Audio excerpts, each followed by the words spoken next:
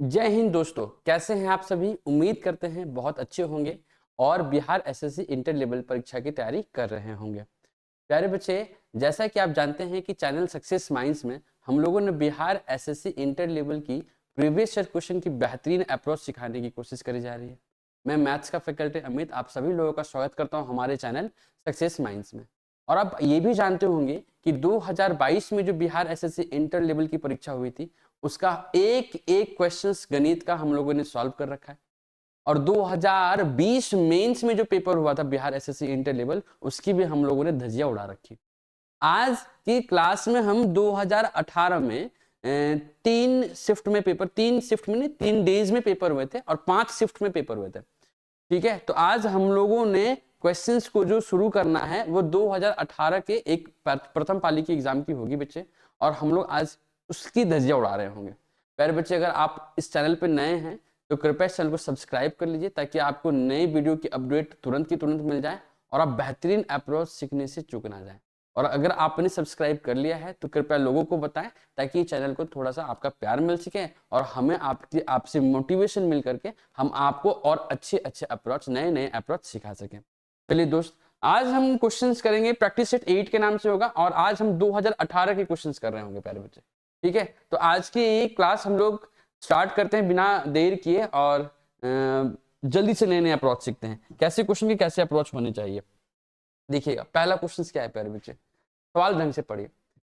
किसी धनराशि पर 3 वर्ष में 10% वार्षिक दर से चक्रवृद्धि ब्याज और साधारण ब्याज का अंतर 62 रुपए है, 62 रुपए है, तो धनराशि ज्ञात कर। If the difference between compound interest and क्या सिंपल इंटरेस्ट। देखिए जब कभी भी डिफरेंस पूछे किसी के बीच में, सीआई और एसआई के बीच में, तो और 10% एनुअल रेट ऑफ इंटरेस्ट, 3 साल के बीच अंतर। अगर 3 साल आप पैसा जमा करते हैं बैंक के अंदर, अगर आपको सीआई मिलता है, उसी पैसे को अगर आप 3 साल के लिए जमा करते हैं और आपको एसआई मिलता है, तो दोनों पैसे आपको मिलेंगे उसमें 62 रुपए का अंतर होगा, 62 रुपए का अंतर होगा। ऐसा क्वेश्चन क्या था, फाइंड द सम। उसने पूछा कि आपने कितने रुपए बैंक में जमा किया।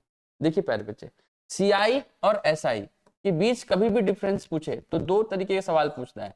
एक पूछता है सीआई और एसआई के बीच का डिफरेंस 3 साल वाला, और एक पूछता है सीआई और एसआई के बीच का डिफरेंस, ये एक फॉर्मूला ही मान लीजिए आप, ये 2 साल के लिए। लेकिन ये देखा जाए तो ऑब्जर्वेशन है, इस ऑब्जर्वेशन को एज ए फॉर्मूला हम लोग इस्तेमाल करते हैं बच्चों को पढ़ाने के लिए ताकि वो जल्दी से सवालों को सॉल्व कर सके। मेरे प्यारे बच्चे, अगर 2 साल के लिए सीआई और एसआई का डिफरेंस आपको पूछे या दे रखा है तो फॉर्मूला होगा पी आर का स्क्वायर अपॉन 100 का स्क्वायर, याद रखिएगा। ठीक है, और अगर सीआई और एसआई के बीच का डिफरेंस दे रखा है 3 साल के लिए तो फॉर्मूला होगा पी आर स्क्वायर 300 प्लस का आर अपॉन कितना 100 का क्यूब। कितना होगा 100 का क्यूब। ठीक है दोस्त, 100 का क्यूब, समझ पाए।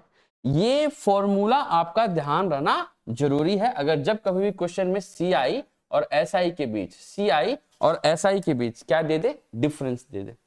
अब सवाल में पढ़िए, इस सवाल में क्या बोला है, इस सवाल में बोला है दोस्त, इस सवाल में क्या बोला है कि सर किसी धनराशि पर 3 वर्ष में 10%, यानी रेट ऑफ इंटरेस्ट दे रखा है 10, रेट ऑफ इंटरेस्ट दे रखा है 10, वार्षिक दर से चक्रवृद्धि ब्याज और साधारण ब्याज का अंतर कितना है, 62 रुपए है ना। तो धनराशि बताइए, 3 वर्ष के लिए दिया है, 3 वर्ष के लिए, तो 3 साल का फॉर्मूला कौन सा होगा प्यारे बच्चे, ऊपर वाला। तो सीआई और एसआई का 3 साल के बीच का डिफरेंस कितना है, आप कहेंगे सर 62 रुपए, तो हमने यहाँ 62 लिख लिया। ठीक है सर, सीआई और एसआई के बीच का डिफरेंस 3 साल में कितना आता है, आप कहेंगे सर 3 साल में अंतर आ जा रहा है 62 रुपए। देखिए ना लिखा है 3 साल में चक्रवृद्धि ब्याज और साधारण ब्याज का अंतर कितना है, 62 रुपए है, तो हमने 62 रुपए लिख लिया। ठीक है सर, उसके बाद क्या है सवाल में, 62 है। पी आर स्क्वायर, पी यानी प्रिंसिपल, आपसे पूछा है आर स्क्वायर, आर का मतलब हो जाएगा 10, 10 का स्क्वायर तो बच्चे दे रखा है, 10 का स्क्वायर कितना होता है 100, बहुत बढ़िया सर 100 इंटू देखो आर स्क्वायर के जगह हमने 10 बैठाया, 10 का स्क्वायर कितना होता है 100, 300 प्लस आर करेंगे तो 300 में 10 को जोड़ने पे कितना आ जाएगा 310 आ जाएगा, बहुत बढ़िया सर। और 100 का क्यूब, यानी 100 कितना बार लिखेंगे प्यारे बच्चे, आप कहेंगे सर 3 बार, तो 100 को हमने 3 बार लिख लिया। अब ये सारी बातें आपको जल्दी जल्दी लिखनी है, हम आपको धीरे धीरे समझा रहे हैं ताकि आपको बहुत अच्छे से बातें समझ में आए। सर यहां से क्या कर सकते हैं, आप बोलेंगे सर इस पूरे 100 का इस पूरे 100 से हैप्पी बर्थडे कर दो, कर लिया हमने। सर और कुछ कट रहा है क्या, बिल्कुल कट रहा है सर, एक जीरो से एक जीरो कट रहा है, बहुत बढ़िया सर। सर यहां से आप एक चीज और कर सकते हैं, इस 31 से इस 62 को 2 बार में निपटा सकते हैं।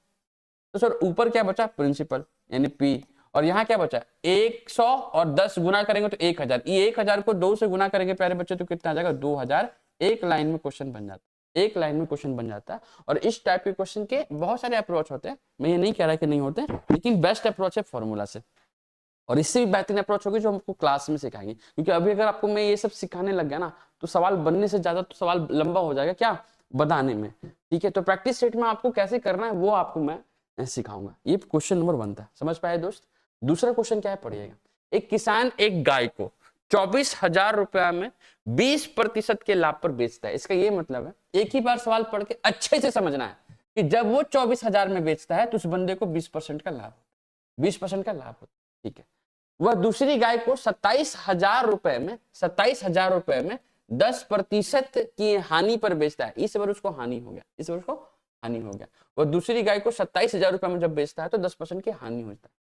तो उस किसान को कितने प्रतिशत लाभ हुआ या हानि हुआ, किसी लाभ और हानि को पता करने के लिए ना प्यारे दोस्त आपको सीपी और एसपी दोनों का पता होना जरूरी है। जब तक आप किसी वस्तु को कितना में खरीदे हैं और उस वस्तु को कितना में बेचे हैं, ये दोनों मूल्य पता नहीं होगी तो आप किसी भी कीमत पे प्रॉफिट या लॉस का पता नहीं कर सकते, पहली बात। दूसरी बात ये कि 20% का लाभ हो चाहे 10% का हानि हो चाहे कुछ भी हो, ये हमेशा सीपी पे होता है। लाभ और हानि हमेशा सीपी पे होता है, और सीपी क्वेश्चन बनाने के क्रम में सीपी हमेशा 100% होता है। अगर किसी व्यक्ति को लाभ हो रहा है तो उसको उसमें हम उस 100 में जोड़ देंगे, उस लाभ को हम 100 में जोड़ देंगे, और अगर किसी व्यक्ति को हानि हो रहा है तो हम उसके सीपी यानी 100 में घटा देंगे। अब एक सवाल देखिए, कितना आसान सा सवाल है।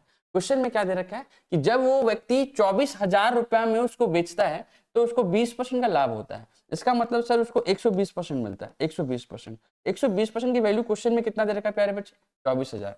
120% की वैल्यू कितना दे रखा है, 24,000, बहुत बढ़िया सर जब वो 120 में बेच रहा है इसका मतलब वो खरीदा कितने में होगा, 100 में। वो खरीदा कितने में होगा, 100 में। सर अगर 100 में खरीदा हो तो खरीद मूल्य कितने है, ये तो बेचने का मूल्य है 24,000। जिस वस्तु को, जिस गाय को वो 24,000 में बेच रहा है उस गाय को खरीदा कितने में है, उस गाय को खरीदा कितने में है। 1 मिनट प्यारे बच्चे, 1 मिनट।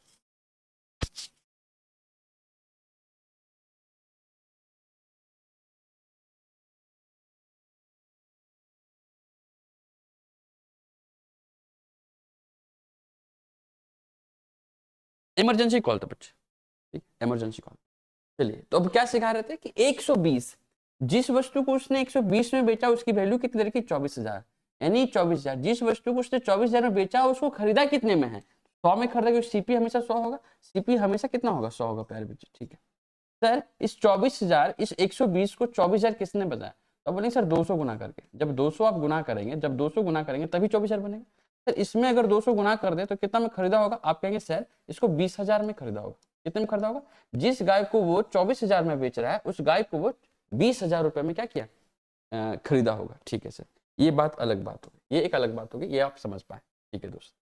एक बात देखिएगा प्यारे बच्चे, दूसरी गाय को जब वो बेच रहा है, दूसरी गाय को जब वो बेच रहा है तो उसको क्या हो रहा है, 10% की हानि। अभी बताया कि अगर किसी वस्तु को बेचने पर हानि हो रही है तो वस्तु में को 100 में घटाएंगे, 10% की हानि हो रही है इसका मतलब वो 90 में बेच रहा है, 90 में बेच रहा है। जिस वस्तु को 90 में बेच रहा है उसकी कीमत कितनी है, 27,000 रुपए। देखो जब वो 27,000 रुपए में बेचता है तब उसको 10% की हानि होती है, इसका मतलब 90 की वैल्यू इसने दे रखा है 27,000 रुपए, ठीक है। जिस जिस गाय को वो 27,000 यानी 90% में बेच रहा है उसको खरीदा कितना में होगा, 100% में। ये भी क्या है प्यारे बच्चे, सीपी है, ठीक है। सर अगर ये सीपी है, अगर ये सीपी है तो 90 का ये कितने गुना है, आप कहेंगे सर 90 का ये 300 गुना है। 300 गुना करेंगे ना तभी तो 27,000 आएगा, तो आप बोलेंगे बिल्कुल सर। तो 300 गुना यहाँ भी होगा प्यारे बच्चे, आप बोलेंगे बिल्कुल सर। सर 100 को 300 से गुना करेंगे इसका मतलब जिस गाय को 27,000 में बेच रहा है उस गाय को 30,000 में खरीदा होगा, ठीक है। सर अगर हम दोनों गाय को मिला के देख, उसने पूछा है उस किसान को कितने प्रतिशत लाभ हुआ या हानि दोनों गाय को बेच के। सर दोनों गाय को उसने टोटल सीपी कितना होगा प्यारे बच्चे, आप कहेंगे सर एक गाय को उसने 20,000 में खरीदा था, एक गाय को उसने 30,000 में खरीदा था, दोनों मिलाकर उसने 50,000 रुपए में खरीदा। समझ पा रहे इस बात को, आया ना, ठीक है। अब जिस वस्तु को उसने, जिस दो गाय को उसने 50,000 रुपए में खरीदा उस दोनों गाय को उसने बेचा कितना में? आप बोलेंगे सर एक गाय को उसने 24,000 में बेचा है और एक गाय को उसने 27,000 में बेचा है। तो आप कहेंगे सर 24,000 और 27,000 को अगर हम जोड़ दें तो आप बोलेंगे सर कितना हो जाएगा? 51,000। कितना हो जाएगा सर? 51,000। जोड़ो ना, 27,000 और 24,000 को जोड़ेंगे तो 24 और 27 कितना हो जाएगा? 51 हो जाएगा, है ना। 7 4 11 के 1 हाथों बचेगा, 2 4 1 5। यानी जिस वस्तु को हम, जिस दो गाय को हम 50,000 रुपए में खरीदे हैं उसको हम 51,000 में बेच रहे हैं। यानी कितना का प्रॉफिट होगा प्यारे बच्चे? आप कहेंगे सर 1,000 रुपए का प्रॉफिट हुआ। कितने का प्रॉफिट हुआ? 1,000 का। सर 1,000 का प्रॉफिट हो रहा है, प्रॉफिट एंड लॉस किस पे होता है? सीपी पे। 1,000 का प्रॉफिट हो रहा है जब उस गाय को, दोनों गाय को हम कितना में खरीदे? 50,000 में। सर 50,000, 1,000 का प्रॉफिट हो रहा है 50,000 रुपए और गुना क्या करेंगे सर? 100। तो आप कहेंगे सर यहां से हम इस बात को समझ पाए, यहां से 3 0 3 0 खत्म, ये 1 0 1 0 खत्म, 5 से कितने बार में? 2 बार में। इसका मतलब दोनों गाय को बेचने पे उसको 2% का प्रॉफिट हुआ प्यारे बच्चे। क्या हुआ? 2% का प्रॉफिट। 4% हानि नहीं होगा, 4% लाभ नहीं होगा, 2% की प्रॉफिट हुई है। 2% प्रॉफिट ये नहीं होगा। समझ पाए प्यारे बच्चे? तो इस तरीके से आप सवालों को सॉल्व कर सकते हैं। अभी जो पूरी बातें हमने लिखी है ना, इस पूरी बातों को लिखने का कोई मतलब नहीं था। इसको आप बहुत आराम से और ढंग से कर सकते थे। क्यों सर? कैसे सर? देखिए, अगर इस पूरी बात को आप अगर लिखना चाहें, मतलब एग्जाम में अगर करना चाहें, समझाने के लिए मैंने इतना लिख दिया, अगर आप इसको करना चाहें तो बड़ी आसानी से कर सकते थे। ये समझिएगा,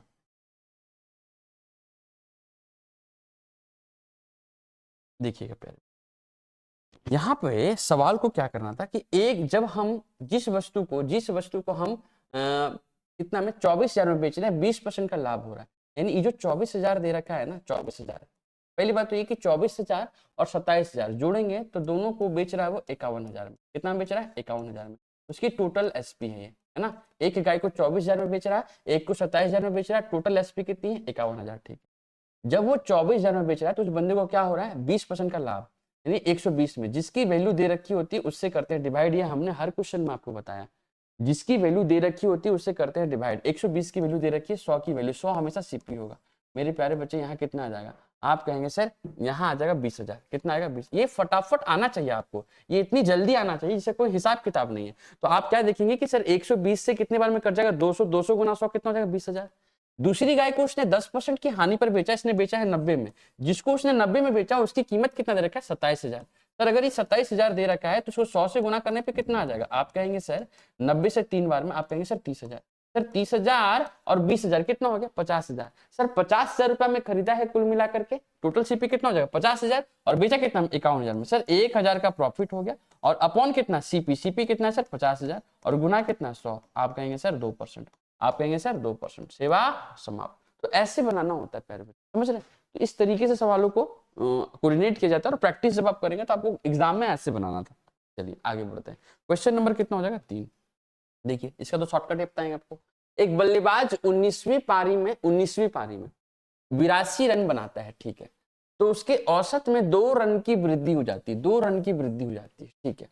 19वीं पारी के बाद उसका औसत क्या है मेरे प्यारे बच्चे? 19वीं पारी में उसने 82 रन बनाया, तो 19वीं पारी से पहले उसने 18 पारी खेली होगी। 19वीं पारी में उसने 82 रन बनाया है, इसका ये मतलब है कि 19वीं पारी से पहले उसने 18 पारी खेली होगी और 18 पारी में उसने कुछ ना कुछ तो बनाया होगा, ठीक है। सर एक बल्लेबाज का 19वीं पारी में 82 रन है और जब ये 82 रन बनाता है तो 2 रन की वृद्धि, 2 रन की वृद्धि तब होती है औसत में, औसत में 2 रन की वृद्धि तब होती है जब उसने 82 रन बनाया। समझ पा रहे हो इस बात को?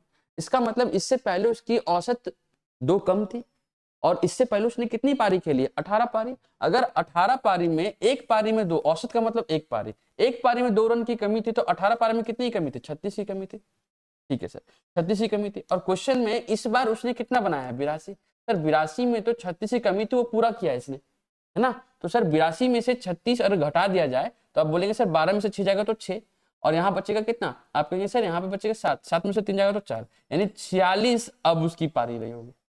अब जो उसकी औसत रहेगी 19वीं पारी के बाद, जो पहले अब कितनी हो गई? 46 हो गई। आपसे क्या पूछा? 19वीं पारी के बाद उसका औसत क्या था? तो आप कहेंगे सर 46, जो कि ऑप्शन नंबर डी है। समझ पा रहे हो? ये एवरेज का सवाल है, इस टाइप से सवाल को बनाया जाता है बेटा। तो 18 दूना कितना हो गया? 36 और 82 में से 36 चला गया तो कितना बच गया? 46। यानी 19वीं पारी के बाद, 19वीं पारी के बाद उसका औसत कितना था? 46। पहले तो जो कमी थी, 2 की कमी थी, उसने पूरे 18 पारी में 2 की वृद्धि करी, तो वो क्या हो गया, मेंटेन हो गया। और फिर उसने 82 रन जो बनाया था, तो उसने कितना ज्यादा बनाया, 46 ज्यादा बनाया, तो वो 46 क्या हो गया, मेंटेन हो गया। तो पूरी पारी कितनी हो गई, 46 की हो गई। यानी पूरी की पूरी पारी का औसत रन कितना हो गया, 46। क्वेश्चन नंबर कितना, 4।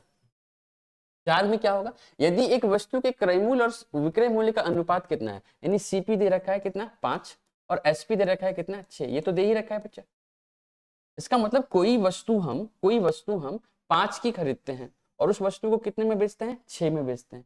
अगर कोई वस्तु 5 में खरीद कर 6 में बेचते हैं, इसका मतलब एक का प्रॉफिट हुआ।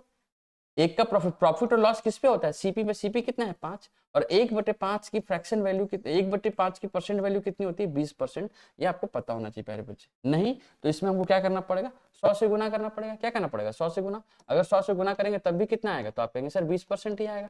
तो option number C is the correct answer. समझ पा रहे हो दोस्त, चलिए आगे बढ़ते हैं। तो 20% क्वेश्चन का क्या होगा आंसर।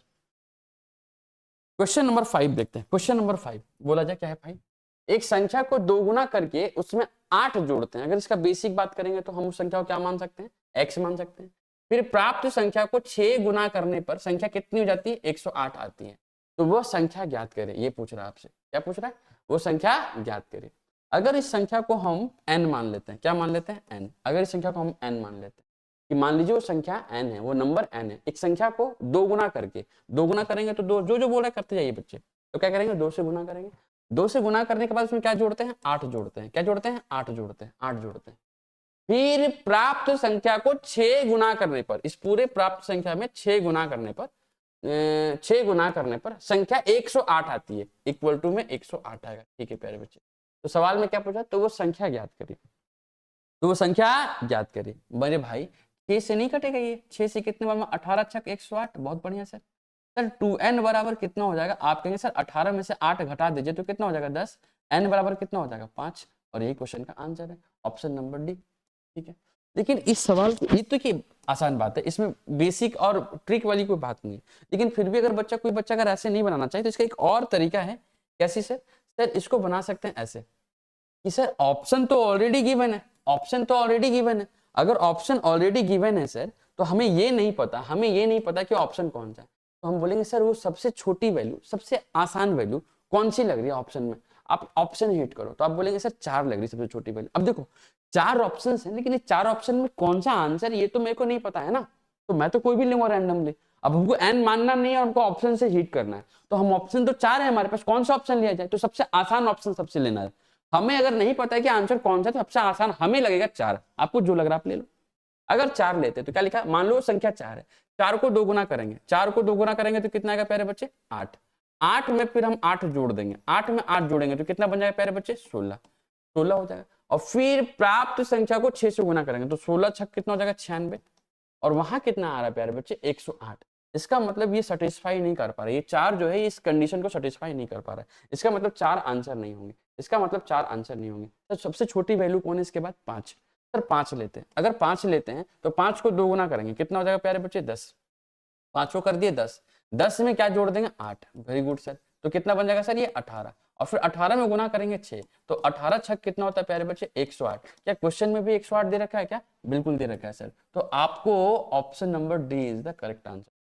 ठीक है, तो अगर आप n मान के नहीं बनाना चाहते तो सवाल को ऐसे भी बना सकते हैं, वरना बहुत बड़ी सवाल नहीं है कि आप मतलब क्या ही बहुत बड़ा तोप है कि कुछ सीखने को मिल जाए। दोनों में सेम टाइम लगना है, बहुत बड़ा जनता नहीं आएगा। चलिए आगे बढ़ते प्यारे बच्चे। ये सवाल देखिएगा, 18 बाइंडर 12 दिनों में 1200 पुस्तकों की बाइंडिंग कर सकते हैं, तो 24 दिनों में 800 पुस्तकों की बाइंडिंग करने के लिए कितने बाइंडर की आवश्यकता होगी। If 18 binders can bind 1200 books in 12 days, then how many binders will be required to bind 800 books in 24? देखिए ये टाइम एंड वर्क का सवाल है, वर्क एंड वेजेस का सवाल है, एक साथ मिलकर बनाता है। तो सवाल जो है उसमें एक अप्रोच लगता है m1 d1 t1 e1 upon w1। एक आदमी के पास एक आदमी होगा, यानी उसकी एफिशिएंसी होगी, वो किसी काम को कितने दिन में कर रहा है, एक दिन में वो कितने घंटे कर रहा है, और उसकी एफिशिएंसी तो बात कर ही लिए, और एफिशिएंसी के साथ वो कितना आदमी काम कर रहा है। जब ये सब को मल्टीप्लाई करते हैं तो एक काम होता है, और काम का प्रतिशत क्वेश्चन में जो भी दे रखा होता है वो इसके इनवर्सली प्रोपोर्शनल होता है। तो हम W1 नीचे। इस बात को प्रूव भी करेंगे जब हम आपको क्लास में पढ़ा रहे होंगे। दूसरी तरफ एक ही काम को दो हिस्सों में बांट देता है, एक ही काम को दो हिस्सों में बांट देता है, अलग एक ही काम को उसने अलग अलग हिस्सों में बांट देता है। तो क्या करता है, M1 D1 M2 D2 T2 E2 M2 D2 T2 M2 D2 T2 E2 upon W2। बस बच्चे आपको ना एक छोटी सी बात ध्यान रखनी है। छोटी सी बात क्या है सर? छोटी सी बात यह है कि आपको ना हर हाल में वर्क को नीचे रखना, वर्क को, काम का पता करना है कि इसमें से कौन सा काम है, बस उस काम को नीचे रखना है। उसके अलावा अगर आदमी, महिलाएं, बच्चे जो भी दे, लड़के जो भी दे, उसके साथ उसका कितनी दिन में काम कर रहा है, एक दिन में कितने घंटे काम कर रहा है और कितनी एफिशिएंसी से, कितनी क्षमता से काम कर रहा है, ये सारी बात आपस में ऊपर मल्टीप्लाई होती है और काम नीचे डिवाइड होता है। इतनी छोटी सी बात आपको पता होनी चाहिए। ठीक है दोस्त, तो सवाल कर लिए जाएंगे। 18 बाइंडर मतलब बांधने वाला तो कोई आदमी ही होगा, तो 18 आदमी है तो ऊपर, 12 दिन डेज है तो नीचे, 12 दिन तक काम करता है और कितने पुस्तकों की बाइंडिंग करता है। मतलब इस आदमी के लिए काम क्या है, 1200 पुस्तकों की बाइंडिंग करना। यानी जो 1200 पुस्तकों की बाइंडिंग कर रहे हैं, ये काम है तो नीचे रखेंगे। समझ पाए प्यारे बच्चे? एक बच्चा बोला सर T1 E1 कहाँ गया? अरे नहीं दिया है तो नहीं लेंगे। अगर किसी क्वेश्चन में M1 D1 दिया है तो हम बस M1 D1 और W1 लेंगे, और इधर भी क्या लेंगे, M2 D2 और W2 लेंगे। समझ पा रहे हो प्यारे बच्चे? अगर किसी क्वेश्चन में डेज नहीं दिया है, टी दिया है, T1 यानी टाइम दिया है 8 घंटे, 10 घंटे, 12 घंटे, तो M1 T1 upon W1, M2 D2 upon W2 दोनों आपस में क्या हो जाएंगे, बराबर। आगे देखिए, बोलता है 1200 पुस्तकों की बाइंडिंग कर सकते हैं, तो 24 दिनों में 800 पुस्तकों की बाइंडिंग करने के लिए कितने बाइंडर चाहिए? बाइंडर मतलब आदमी पूछ रहा, मैन पूछ रहा, कितने आदमी चाहिए, कितने बाइंडर चाहिए। अच्छा, जितने भी बाइंडर चाहिए उसको काम कितने दिन करना है, 24 दिन। अगर 24 दिन काम कराए और कितना बाइंड बुक कराना है, तब बोलेंगे सर उसके लिए 800 पुस्तक है, जो अलग अलग 1200 पुस्तक है, 800 पुस्तक है, अलग अलग काम है, अलग अलग दिन है, अलग अलग व्यक्ति की जरूरत पड़ेगी। ये पूछ रहा है आपसे। बताइए कितना आसान सवाल है। क्या कर सकते हैं, 2 0 कैंसिल, सर 12 से 12 कैंसिल, 8 से 3 बार में कैंसिल, 3 से 6 बार में कैंसिल। तो सर जो आदमी यानी बाइंडर हमको चाहिए उसकी संख्या कितनी होनी चाहिए, 6। अगर 6 आदमी 24 दिन तक काम करे तो 800 पुस्तकों की बाइंडिंग कर सकता है अपनी एफिशिएंसी के साथ। समझ पाए प्यारे बच्चे? चलिए आगे बढ़ते हैं दोस्त। क्वेश्चन नंबर कितना होगा, 7 नंबर सवाल में क्या लिखा है, 7 नंबर सवाल में क्या लिखा है देखिएगा। 25 प्रेक्षणों का औसत 76.4 है। 25 नंबर है, प्रेक्षण है, ऑब्जर्वेशन है, और उन 25 ऑब्जर्वेशन को जब हम औसत देखें, यानी हर एक सबको जोड़ करके हम 25 से डिवाइड कर दिए होंगे तो 76.4 आ रहा होगा। परंतु बाद में यह पाया गया कि 74 के बदले भ्रम से 47 पढ़ लिया गया। यानी हमको पढ़ना कितना था प्यारे बच्चे, 74, और हमने कितना पढ़ लिया, 47। अरे 74 पढ़ने की बजाय अगर 47 पढ़ लिया, इसका मतलब हमने कम पढ़ा है। कितना कम पढ़ा है सर, घटा लो, 14 में से 7 जाएगा तो 7, और यहाँ कितना बच जाएगा सर, 6 में से 4 जाएगा 2, यानी हमने 27 कम पढ़ा है। 27 कम पढ़ा, अगर हमने 27 कम पढ़ा है तो उसकी जो औसत जो आंसर आएंगे वो भी कम आएंगे। सर पहले कितना था, 76.4। सर ये जो 27 हमने कम पढ़ा है, 27 को जोड़ना पड़ेगा। अच्छा 27 जोड़ रहे हैं, ये औसत है। औसत का मतलब हर एक नंबर में केक कटा है सब में बटेगा, केक कटा है सब में बटा, यानी 76.4 जो है वो औसत है। औसत का मतलब जो भी हमने जोड़ा है उसको 25 से डिवाइड किया, उसमें कमी किसकी, 27 की। अब 27 कमी क्यों, क्योंकि हमने 74 पढ़ना था, पढ़ कितना लिया, 47, यानी हमने 27 कम पढ़ लिया। इस 27 को बांटना पड़ेगा सब में। सर संख्या कितनी है, संख्या है 25, तो 25 में बांटना पड़ेगा सर। बहुत बढ़िया, 76.4 में हम 27/25 का मतलब 25 एकम 25 पॉइंट, सर कितना हो जाएगा, 2 बच गया, 25 दूना 50, 1 पॉइंट तो जोड़ देंगे तो 76 और 1 77 और 4 और 2 6, 77.6 हो जाएगा, जो कि ऑप्शन नंबर 76.4 था। ठीक है, यह पाया गया कि 74 के बदले हमने 47 पढ़ लिया, कितना कम पढ़ लिया, 14 में से 7 जगह तो 7, यहाँ कितना बच गया, 6 में से 4 जगह तो 2, 27 हमने कम पढ़ लिया। 27 को जोड़ना पड़ेगा कितना में सर, 25 में, तो 27/25 में तो 27, 25 एकम 25 कितना बच गया सर, 2। सॉरी यहाँ पे डिवाइड गलती हो गई सर। यहाँ पे आप देखेंगे तो सर 27, 25 एकम 25, बहुत बढ़िया सर, 25 एकम 25, सर बचा कितना, 2, सर पॉइंट लगाए तो 20 हो गया, 20, सर 27 था, इसको अगर हम 25 से डिवाइड करेंगे तो 25 एकम 25, सर यहाँ कितना बच गया, 2 बच गया। अगर हम यहाँ पॉइंट लगाएंगे तो भी 0, 20 है ना, यहाँ 25 है, इसका मतलब सर अभी भी भाग नहीं लगा, इसके लिए एक और 0 लगाए तब यहाँ एक 0 लेगा। 25 अठे 200 यानी 1.08, 1.08। तो कितना हो जाएगा पहले बच्चे, 76 और 1 77 और 40 में 8 जोड़ेंगे तो कितना हो जाएगा 48। तो यहाँ 77.48। देखिए option number A is the correct answer. समझ पा रहे हो? तो इस तरीके से सवालों को सॉल्व करना है और समझ में आना चाहिए आपको, ठीक है। तो आपको आई होप बहुत मजा आ रहा होगा, बिल्कुल मजा आ रहा होगा। आपने देखो थोड़ा बहुत भी पढ़ा है ना, तो आपको अप्रोच सीखने को मिल रहा होगा, कैसे करना चाहिए, क्या करना चाहिए, क्या नहीं करना चाहिए। और यकीन मानिए जो मैं आपको सिखाना चाहता हूँ ना, उसके लिए और बहुत बेहतरीन बेहतरीन चीज है। लेकिन मैं वो सब बता दूं तो कुछ बच्चों का कमेंट आता है कि सर कुछ समझ नहीं है, पहले बेसिक बताइए, फिर ये बताइए, फिर वो बताइए। तो फिर मैं वैसे कंसेप्ट लेके चल रहा हूँ जो समय भी कम ले और चीजें हो भी जाए। देखिए 8 नंबर सवाल क्या पूछ रहा है, सीता और गीता की आय का अनुपात कितना है। इनकम, इनकम कितना है, इनकम है 5:3। इनकम कितना है 5:3, ठीक है सर।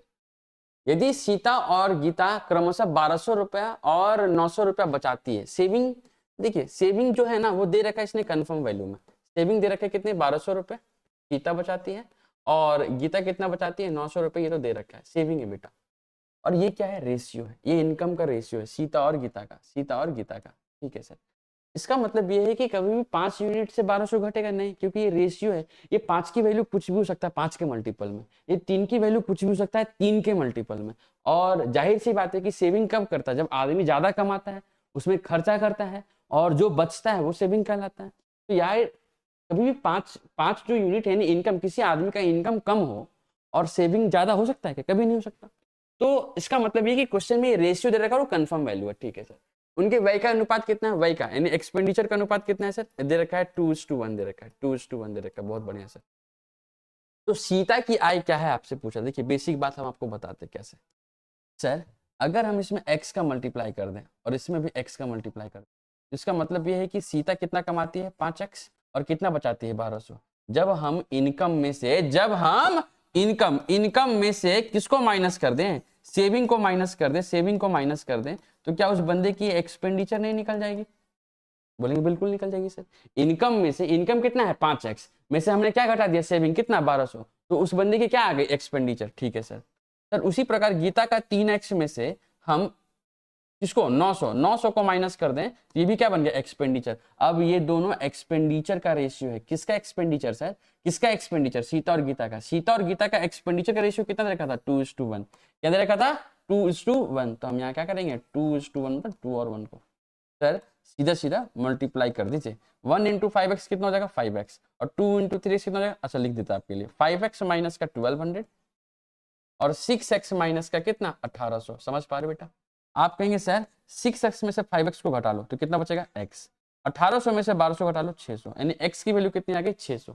x की वैल्यू कितनी आ गई 600। आपसे क्या पूछा है बच्चों, आपसे पूछा है सीता की आय क्या है। सीता की आय कितनी थी 5x, कितनी थी 5x, जिसमें x की वैल्यू कितनी है 600। 600 से गुना करोगे तो 600 गुना 5 कितना हो जाएगा 3000, जो कि option number A is the correct answer. समझ पा रहे हो। तो अभी फिलहाल सवालों को ऐसे बनाओ, क्योंकि रेशियो बताने जाएंगे तो फंसोगे तुम लोग, ठीक है। तो इस तरीके के सवाल को सॉल्व कर सकते हैं, बहुत बड़ी बात नहीं, बड़ी आराम से बन जाना है। चलिए आगे बढ़ते हैं। क्वेश्चन नंबर 9 क्या है बेटा, हम आपको वो अप्रोच सिखाने की कोशिश कर रहे हैं जो आपको समझ में आ जाए, है ना। मैं आपको वो सिखाने की कोशिश जो आपको समझ में आ जाए और आप एग्जाम को बड़े अच्छे से कर ले, बहुत टाइम भी ना लगे और समझ भी आ जाए। क्वेश्चन नंबर 9 क्या है, ट्रेन ए नई दिल्ली से प्रातः 3 बजे खुलती है। देखिए ये सवाल कितना अच्छा सवाल, और अलीगढ़ पहुंचती है सुबह 4 बजे, जबकि दूसरी ट्रेन प्रातः सुबह 3 बजे खुलती है अलीगढ़ के लिए और नई दिल्ली पहुंचती है 4:30 बजे। मतलब दोनों खुला सेम टाइम पे, 3 बजे सुबह खुला है, ये 4 बजे पहुंच रही है और वो कितना बजे पहुंच रहा है 4:30 बजे पहुंच रहा है। दोनों ट्रेनें एक दूसरे को कब पार करेंगी, ये दोनों ट्रेनें एक दूसरे को कब पार करेंगे। देखिए मेरे प्यारे बच्चे ये सुनिएगा, मान लीजिए कि ये कोई दूरी है जो अलीगढ़ और नई दिल्ली को रिप्रेजेंट कर रहा है, ये न्यू दिल्ली है और ये क्या है अलीगढ़ है। ये सब एग्जाम में बनाना नहीं है, बस मैं आपको समझाने की कोशिश कर रहा हूँ। अब कोई ट्रेन जो है वो नई दिल्ली से खुली कहाँ के लिए, अलीगढ़ के लिए, और एक ट्रेन है जो अलीगढ़ से खुल रही है नई दिल्ली के लिए। ये कितने बजे खुल रही है, सुबह के 3 बजे, और कितने बजे अलीगढ़ पहुंच रही है, सुबह के 4 बजे, ठीक है सर। ये भी ट्रेन अलीगढ़ से खुल रही है सुबह के 3 बजे और न्यू दिल्ली कितने बजे पहुंच रही है? 4:30 बजे सुबह, 4:30 बजे सुबह। ठीक है सर, इसका मतलब ये है सर, इसका मतलब ये है कि जो नई दिल्ली से अलीगढ़ जाने वाली ट्रेन है, जो नई दिल्ली से अलीगढ़ जाने वाली ट्रेन है, यानी ट्रेन ए और अलीगढ़ से जो नई दिल्ली आने वाली ट्रेन है, जो ट्रेन बी बोल रहा है, जो ट्रेन बी कह रहा है, ये अलीगढ़ है, ये ए फॉर अलीगढ़ है। ठीक है, तो इसको टाइम कितना लग रहा है? आप बोलेंगे सर 3 बजे खुल रही है, अलीगढ़ पहुंच जा रही है 4 बजे, 1 घंटा का समय लग रहा है। बहुत बढ़िया सर। सर जो जो जो ट्रेन बी जो अलीगढ़ से खुल रही है वो कितने बजे खुली है? 3 बजे, और कितने बजे पहुंच रही है? 4:30 बजे। इसका मतलब इसको 1.5 घंटा का समय लग रहा है। बहुत बढ़िया सर। कितना का समय लग रहा है? 1.5 घंटा का समय। कितना का समय लग रहा है? 1.5 घंटा का समय लग रहा है। और दोनों एक दूसरे की तरफ जा रही है तो रिलेटिव स्पीड क्या होगी? जुड़ेगी। लेकिन रिलेटिव स्पीड जुड़ने बता चुके हैं आपको कि जब कभी दो ट्रेन एक दूसरे के विपरीत दिशा में जाएगी तो रिलेटिव स्पीड आपस में क्या हो जाएगी? जुड़ जाएगी, यानी S1 + S2 हो जाएगी। और जब कोई ट्रेन एक ही दिशा में चल रही हो, जब कोई ट्रेन एक ही दिशा में चल रही हो तो उस कंडीशन पर रिलेटिव स्पीड क्या हो जाती है? घट जाती है, यानी S1 - S2 हो जाता है। समझ पा रहे हो? लेकिन सर ये दोनों ही बात होने के लिए स्पीड का पता होना जरूरी है। यहाँ तो टाइम है, तो सर ए का टाइम कितना है? 1 घंटा। बी का टाइम कितना है? 1.5 घंटा। अगर हम इसको पलट दें तो स्पीड हो जाएगा 1.5 घंटा, 1.5 का स्पीड किसका हो जाएगा? यानी 1.5 की स्पीड हो जाएगी किसकी? km/h। 1.5 km/h की स्पीड हमने किसना मान लिया? ए की। और इस एक का स्पीड ए स्पीड बी का कितना हो जाएगा? 1 km/h। कितना हो जाएगा सर? सर कैसे सर? ये कैसे उलट गया सर? स्पीड और टाइम एक दूसरे का इनवर्सली प्रोपोर्शनल होगा। किसी ट्रेन की स्पीड जितना ज्यादा होगी वो समय उतना कम लेगा, कम। और किसी ट्रेन की स्पीड जितनी कम होगी वो समय ज्यादा लेगा। इसका मतलब एक दूसरे से इनवर्सली प्रोपोर्शनल होता है। समझ पाए बेटा? तो आपको ये बात पता होनी चाहिए कि स्पीड और टाइम एक दूसरे का इनवर्सली प्रोपोर्शनल होता है। स्पीड बढ़ेगी तो समय घटेगा, समय क्या होगा? घटेगा। स्पीड घटेगी तो समय क्या होगा? बढ़ेगा। ये बात आपको पता होना चाहिए। अब हमको डिस्टेंस लेना है, तो डिस्टेंस कैसे लेंगे सर? अब रिलेटिव स्पीड की बात करते हैं तो रिलेटिव स्पीड क्या होगा सर? दोनों को जोड़ देंगे, दोनों को जोड़ देंगे, क्योंकि दोनों एक विपरीत दिशा में जा रहा है। एक न्यू दिल्ली से अलीगढ़ और एक अलीगढ़ से न्यू दिल्ली आ रहा है, तो दोनों के स्पीड क्या कर देंगे? जोड़ देंगे। सर 1.5 को 1 में जोड़ेंगे तो कितना आ जाएगा सर? 2.5।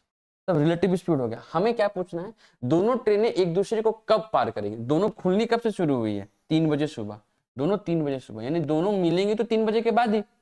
ठीक है सर। और ये 4 बजे पहुंच रहे हैं 3 और 4 के बीच, 3 और 4 के बीच में कहीं मिलेगा। ठीक है सर। डिस्टेंस क्या होगा? डिस्टेंस होगा LCM of speed, LCM of speed, LCM of क्या? Speed, LCM of speed. Sir LCM of speed 1.5 और 1, 1.5 और 1 का एलसीएम तो 1.5 ही होगा बेटा, होगा कि नहीं होगा? 1.5 और 1 का एलसीएम दोनों को गुना कर दो, 1.5 ही होगा। हम ये मान लेंगे डिस्टेंस कितना है? 1.5 किलोमीटर है, 1.5 किलोमीटर है। तो प्यारे बच्चे खत्म हो गया, सवाल में कुछ था ही नहीं। क्या करना था? करना ये था कि टाइम निकालना। टाइम क्या होगा? डिस्टेंस कितना है? 1.5 और दोनों की स्पीड कितनी है? तो आप कहेंगे सर 2.5। ठीक है 2.5। ये पॉइंट कट गया। 5 से अगर हम निपटा दें, 5 से निपटा दें तो आपको मिलेगा 5 तिहाई 15, 5 पचे 25, 5 तिहाई 15, 5 पचे 25। ये 3/5 घंटा आया, 3/5 घंटा आया। इसको 60 से गुना करेंगे तो मिनट में बदल जाएगा। इसको 60 से गुना करेंगे तो ये मिनट में बदलेगा। 5 से कितने बार में? 12 बार में। 12 गुना 3 कितना हो गया? 36 मिनट। सर ये लोग 3 बजे खुल रहा है एक दूसरे की तरफ और 36 मिनट में मिल रहा है 3 बजे के बाद। तो आपके क्वेश्चन का आंसर क्या होगा? 3:36 प्रातः 3:36 क्वेश्चन का आंसर होगा। और इसी खूबसूरत सवाल के साथ आज की सेवा दोस्त हम समाप्त करेंगे और फिर मिलेंगे आपको 2018 के इसी एग्जाम के पेपर के साथ और बेहतरीन अप्रोच के साथ। अगर आपने चैनल को सब्सक्राइब नहीं किया है तो कृपया कर लीजिए, लाइक जरूर करिए और पसंद आ रहा है तो लाइक जरूर करिए और मजे लेते रहिए अपने जीवन के। तब तक के लिए जय हिंद दोस्तों।